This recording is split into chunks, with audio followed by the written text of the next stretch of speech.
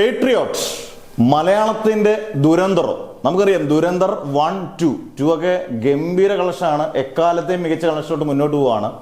ദുരന്തർ 2 അല്ലെങ്കിൽ ദുരന്തർ 1 കാണുമ്പോൾ നമുക്ക് ഇനി ഇതിപ്പം രാഷ്ട്രീയ പ്രൊപ്പഗണ്ടയുണ്ട് എന്നൊക്കെ പറഞ്ഞാലും ആ സിനിമ തിയേറ്ററിൽ 18 വയസ്സിന് മുകളിലുള്ളവർക്കേ അത് കാണാൻ പറ്റത്തുള്ളൂ. തിയേറ്ററിൽ നിന്ന് കാണുമ്പോൾ ഒരു രക്ഷയില്ലാത്ത, നമുക്ക് ദേശസ്നേഹം നമുക്ക് ഭയങ്കര ഫീൽ ചെയ്യുന്ന റിയൽ ആയിട്ടുള്ള പല കാര്യങ്ങളും അതിനകത്തുണ്ട്. അതുകൊണ്ട് തന്നെ ഭയങ്കര വയലൻസ് ഉള്ള സിനിമയാണ്. പക്ഷെ കാണുമ്പോൾ നമുക്ക് രോമാഞ്ചിഫിക്കേഷൻ വരുന്ന ഒരുപാട് സീനുകളും ഗംഭീര മേക്കിങ്ങും ആദ്യത്തെ തറ ഗംഭീരമായിട്ട് അത് എടുത്തു വെച്ചിട്ടുണ്ട്.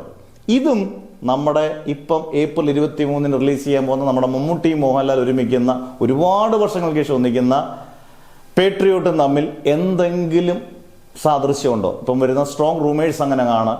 കാരണം ഇതും ദേശസ്നേഹം തുളുമ്പുന്നൊരു ചിത്രം തന്നെ ആയിരിക്കുമെന്നാണ് പേട്രിയോട്ടും പറയുന്നത്.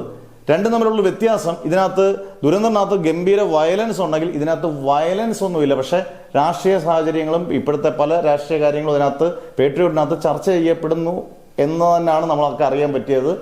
അങ്ങനെയാണെങ്കിൽ രണ്ടും തമ്മിലുള്ള വ്യത്യാസം, മറ്റേതിനകത്ത് രൺവീർ സിംഗ് ഗംഭീരമായിട്ട് അഭിനയിച്ചിട്ടുണ്ട്, ആദ്യത്തെ പാർട്ടിൽ അക്ഷയ് ഖന്ന അഭിനയിച്ചിട്ടുണ്ട്. എന്നിരുന്നാൽ പോലും ഇന്ത്യയിലെ അല്ല ലോകത്തിലെ തന്നെ മികച്ച 2 അഭിനേതാക്കളാണ്. മമ്മൂട്ടിയും മോഹൻലാലും മതിയല്ലോ, അത് തന്നെ ഏറ്റവും വലിയ മുതലുമുടക്കാണല്ലോ. അവരുടെ സ്റ്റാറുകൾ മാത്രമല്ല, അവർ രണ്ടുപേരും മെഗാ സ്റ്റാറും സൂപ്പർ സ്റ്റാറും എന്നൊക്കെ പറഞ്ഞാൽ പോലും അവർ രണ്ടുപേരും ഗംഭീര അഭിനേതാക്കളാണ്.